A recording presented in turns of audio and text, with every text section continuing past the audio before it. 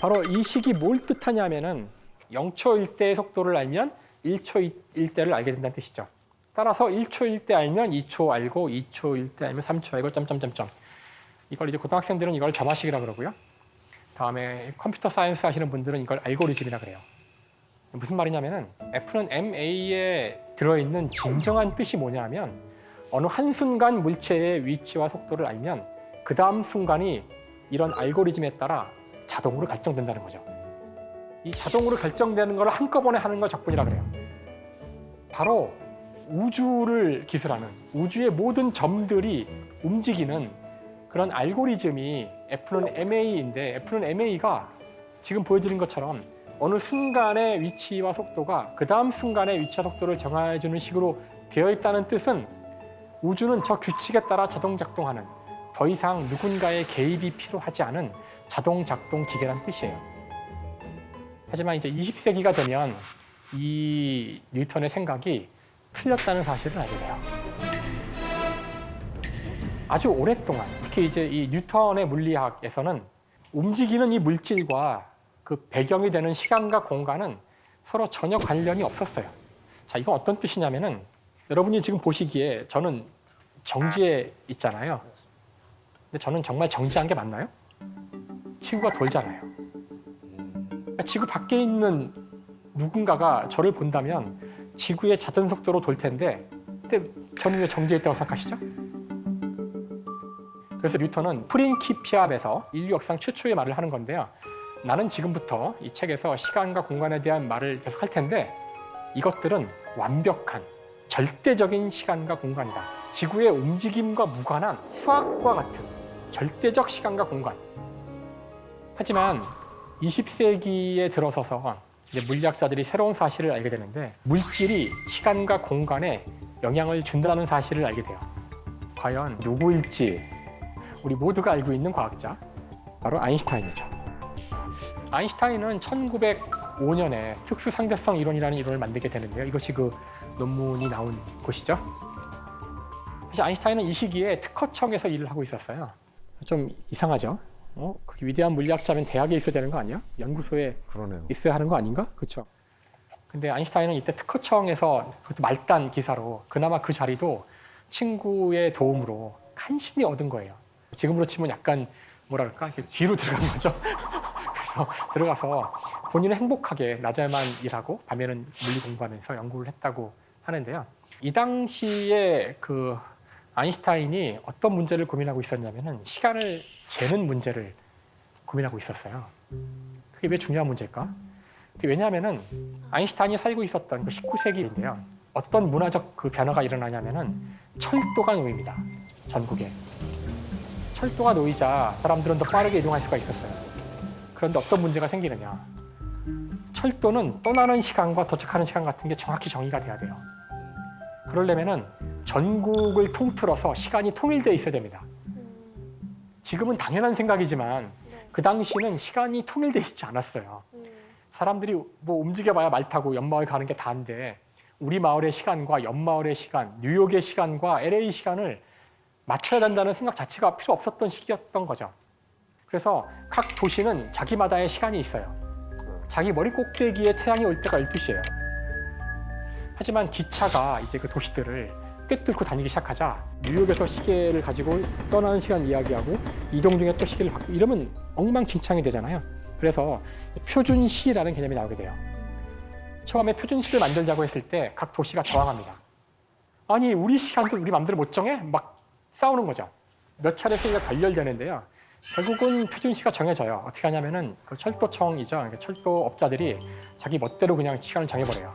그러자 도시가 안 따라갈 방법이 없어요. 안 따라갔다가 시간 그 기차할 때 다 놓치잖아요. 그래서 이 당시에 특허청에 나왔던 수많은 특허들 중에 하나가 이런 거예요. A 도시와 B 도시의 시간을 맞추는 거죠. 어떻게 하면 전신기를 이용해서 동시에 시간을 동기화시키느냐. 이런 특허들을 검토하고 있던 아인슈타인이 아마 시간의 본질에 대해서 고민을 많이 했을 것 같아요. 그래서 놀랍게도 시간의 본질이 뭘까? 시간이란 무엇인가? 이런 고민을 하다가 이제 오늘날 우리가 알고 있는 특수상대성 이론이라는 놀라운 시공간에 대한 모든 개념을 깨는 그런 결과를 얻게 됩니다. 여러분은 절대로 이 상대성 이론을 제 이야기를 듣고 이해할 수 없습니다. 하지만 어떤 맛인지는 알게 될 거예요. 자, 그 아인슈타인 상대성 이론의 핵심은 이거예요. 시간의 본질이 무엇인지를 알려고 하지 말고 시간을 잰다는 것이 뭘까? 그래서 지금부터는 제가 시간을 어떻게 재는 건지만 이야기할 거예요. 그게 시간이라고 그냥 얘기할 거고요. 이러면은 아인슈타인의 결론을 도달하게 돼요. 자, 지금 이 경우는 그 움직이는 물체인데요. 그 물체에 타 있는 사람이에요. 자, 이 땅바닥에 여기 빛이 있어요. 여기서 빛을 쏠 텐데 빛을 쏘는 순간 시간을 딱 재요. 뭐 예를 들어 1시라고 합시다. 그 빛이 이렇게 올라가서 천정에 거울이 있는데 거울에 부딪혀서 다시 원위치로 돌아올 거예요. 네. 다시 돌아오는 순간 또 시간을 재요. 1시 1초라 그럴게요. 그러면 1초의 시간이 걸렸구나 하고 알 수 있을 거예요. 그렇죠? 이제는 이 움직이는 사람을 밖에서 누군가 보고 있어요. 이 사람이 볼 때는 이 안에서 일어난 사건이 어떻게 보이냐면은 출발한 빛이 원위치로 돌아오기 위해서는 이렇게 사선으로 진행하는 수밖에 없어요. 근데 밖에 사람도 시간을 재겠죠?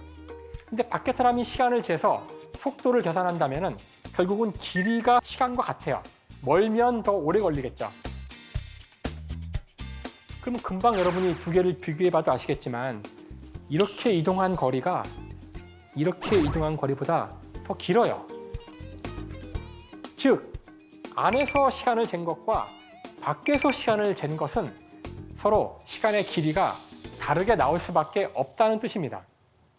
그래서 안에 탄 사람은 1초라고 하는데 밖에 사람은 2초라고 할 거란 얘기죠. 그럼 누가 맞을까? 이럴 때 아인슈타인은 둘 다 맞다.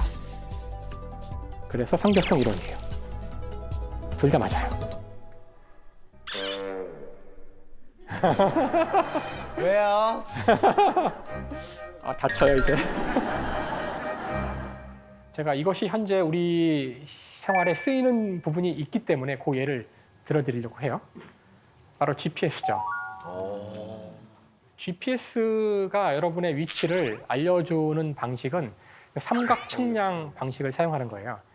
여러분이 자신의 위치가 어디 있는지를 알기 위해서 거리들만 가지고 자신의 위치를 알 수도 있어요. 제가 하는 이야기를 듣고 여기가 어딘지를 맞힐 수 있을까요? 서울역에서 5.5km 떨어져 있어요. 수서역에서는 17.5km 떨어져 있어요. 김포공항에서는 10.5km 떨어져 있어요. 제가 한 이야기를 갖고 여러분이 지도를 펼쳐놓은 다음에 세 점을 중심으로 원을 3개 그리면 이 세 원이 한 점에서 만나거든요. 그러면은 위치를 알 수 있죠.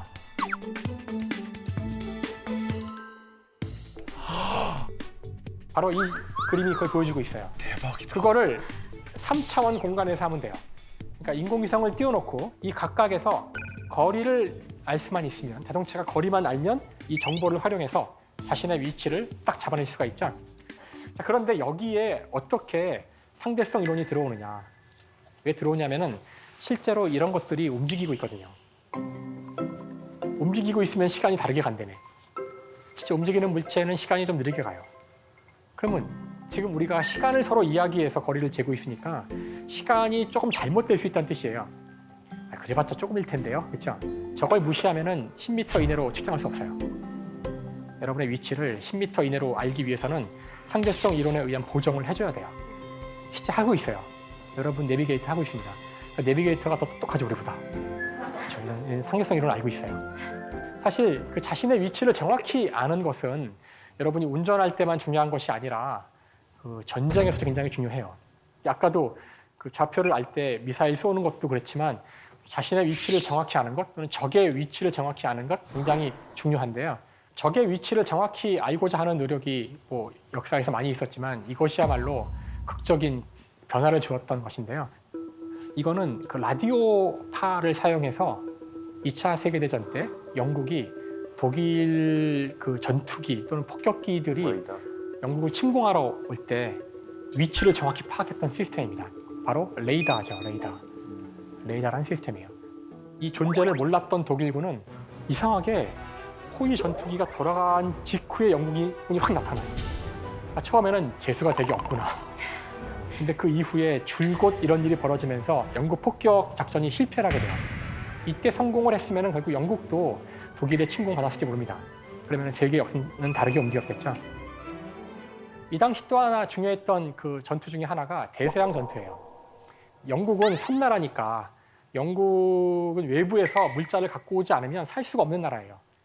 그런데 영국으로 가는 모든 배들을 독일의 잠수함들이 다 습격을 해서 없앱니다.